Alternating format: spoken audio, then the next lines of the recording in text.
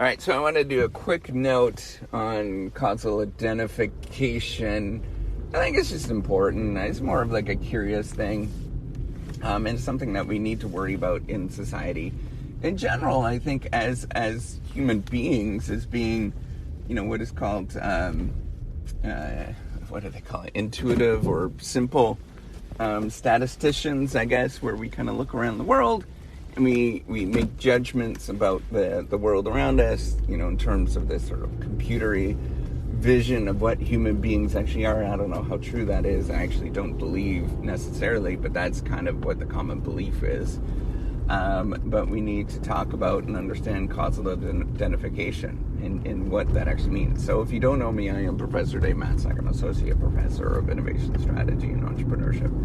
And I created this whole reciprocity project to give back as much as I possibly can. There's so many people that help me out that I want to pay the favor for to help you out as much as I can. All right, so causal identification. What does that mean? That means that, so we're curious in this world about why when two things happen at once, right? Whether it's, whether it is happening in the same location, whether it is happening at the same time, whether it is, I don't know, like whether there's patterns, right? So we're pattern recognition folks, right? As human beings, and we need to be concerned about what that actually means when we see something. Right, so not always. Often it's the case that patterns don't lead to something else, right? So, why something exists at the same time doesn't mean that one precedes the other or one actually impacts the other thing. They just happen at the same time, right? Like, let's see, what's a good example of this, right? So, I don't know. You might perceive that every time you get up in the middle of the night that there is, stars up in the sky. And you might think that, the reason why I'm getting up in the middle of the night is because there's stars in the sky. And it's not the case, right? So just because they happen at the same time doesn't mean that one precedes the other, one actually impacts the other, so that they kind of relate. And it's, you could get into really complicated debates about this, but at the end of the day, what we're trying to do with causal identification is rule out to what extent one thing precedes the other, right? And usually the easiest case is to think about two things that are happening at the same time.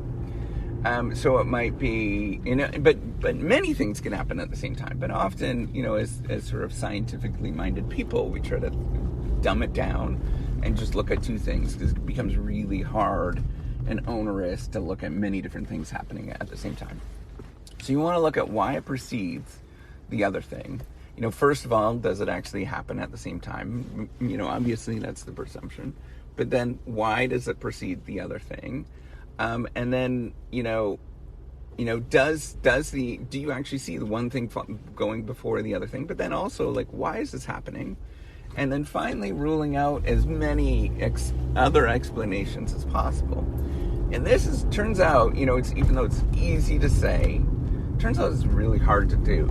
And it requires a lot of thought and careful attention to figure this out. And there's many books and many very smart people that have tried to think about this and what it actually means, right? What does it mean to identify the cause of something happening? And it turns out that actually we often get it wrong, but it doesn't mean because. So this is the thing that right now I think is sort of missing a little bit in the sort of causal identification debates. Just because something doesn't cause something, it doesn't mean that it's not important that they're correlated together, right? So it's nice and it's really important that when you get up in the middle of the night, you see stars in the sky, right? Like that is actually a really important thing. If I didn't see stars in the sky, I might be a little worried. So knowing that that actually happens doesn't necessarily mean, it doesn't mean that it's unimportant. It just means that it doesn't sort of cause or impact that particular thing. So as a quick note in terms of talking about causal identification, it's very important. And we need to think about, what does it mean to understand if something causes something else, right? And going through step by step and trying to figure out what that actually does and what that actually means. So that's all I want to talk about. Thank you so much. Take care and have a wonderful day.